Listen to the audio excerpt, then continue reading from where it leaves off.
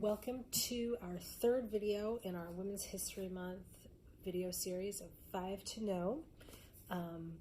This week I'm going to talk about more like 7, but kind of sticking to 5 books, so I'm fudging it a little bit. There's just too many awesome female athletes to share with you.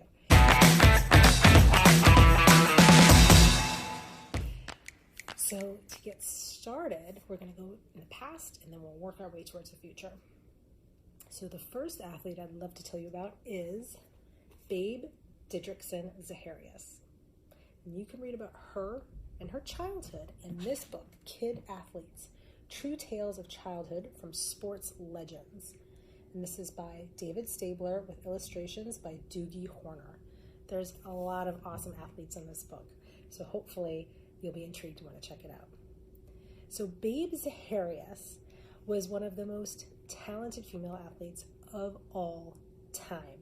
She excelled at just about everything she did, and she tried a lot of sports. She was born in Texas in 1911, and from the start, she had a ton of energy and was totally fearless. Over the course of her short life, she died when she was in her 40s, she competed in so many sports.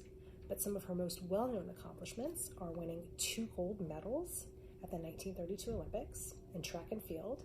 She was also a U.S. Women's Open golf title holder, and she was an All-American basketball player. She also performed in the circus.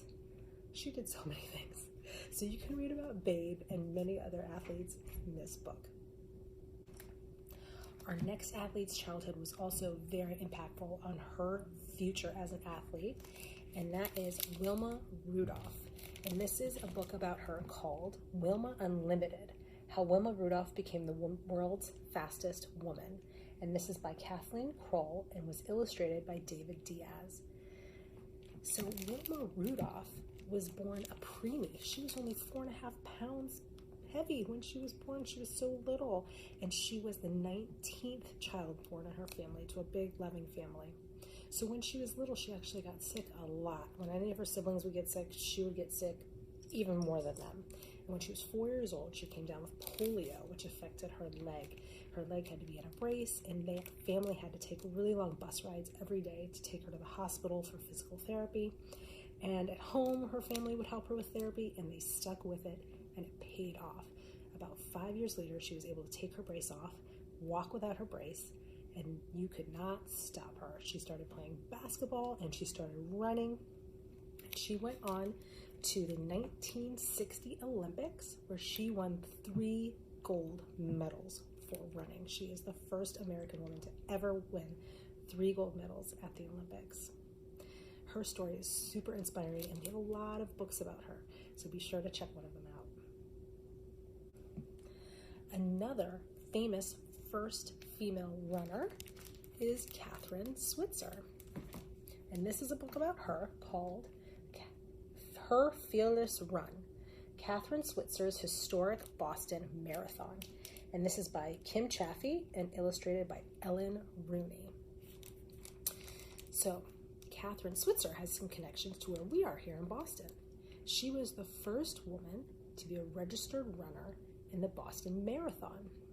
When she ran the race in 1967, there were actually officials from the marathon that ran onto the course and tried to physically stop her from running because they didn't think women should be allowed to run in the race. But some other runners defended her, pushed him away. She went on to finish the race, and then over the course of her running career, she ran in more than 40 more marathons. And she established some foundations and loves to encourage other women and girls to run. So the message of her story is really, if you love something, do it, and don't let anyone stop you from seeing how far you can go. The message of this next book is pretty much the same, and it's called Breaking the Ice, the true story of the first woman to play in a National Hockey League. And this is by Angie Bellaro and illustrated by C.F. Payne. And this book tells the story of Manon Rhéaume. Manon loved hockey ever since she was a little girl, It was in her family's blood. Her brothers played hockey, her dad coached hockey, everyone in their community loved hockey. And when Manon was 5, she got her first chance to play goalie in a hockey game when her brother's team needed a substitute at the very last moment. So she went on to persevere and play hockey for years, moving further and further up in the sport, and at every level she reached, she was the first woman to be there. This all culminated in 1992 when she played a period in the Tampa Bay Lightning preseason as a goalie. This made Manon the first woman to ever play a game in the NHL or the NBA, MLB, or NFL. This is a really inspiring story, and there's an afterword by Manon herself, so you can read a little bit more about her story in her own words. My favorite sport to play is tennis, and some of my favorite players to watch are Serena and Venus Williams. There's a lot of books about them, but this one is one of my favorites. It's called Game Changers, The Story of Venus and Serena Williams. It's by Lisa Klein Ransom and illustrated by James Ransom. I love the cover right off the bat. Look at their determination and fierceness. 2 sisters staring each other down across the court. So one of the reasons I love this book about the Williams sisters is that it focuses on their childhood and their sisterhood and their friendship and their friendly competition that they have between one another. So you'll learn about how their father helped train them, and you'll learn about their love of the game. Both of these women are world #1 tennis players, and they have both gone on to win so many tennis awards. They are both regarded as some of the best female athletes of all time. So if you want to learn more about how they got there, I recommend this book. So our last book about Venus and Serena Williams was technically about 2 female athletes. So we're already at 6 female athletes that I've talked about in this video instead of just 5. And I have one more woman in sports that I want to mention real quick. There is no children's biography book about her yet, but I really hope someone writes one because I can't wait to read it. And that woman is Kim Ng. There's a little bit about her in this book.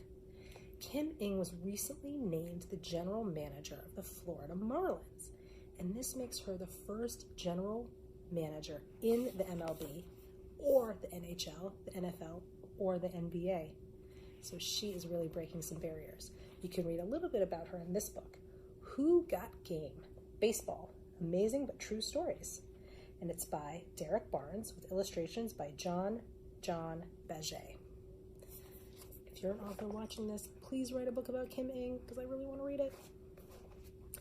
Stay tuned. Next week will be our last video in this series for Women's History Month. I'll share with you 5 inspiring, incredible, and passionate young women activists.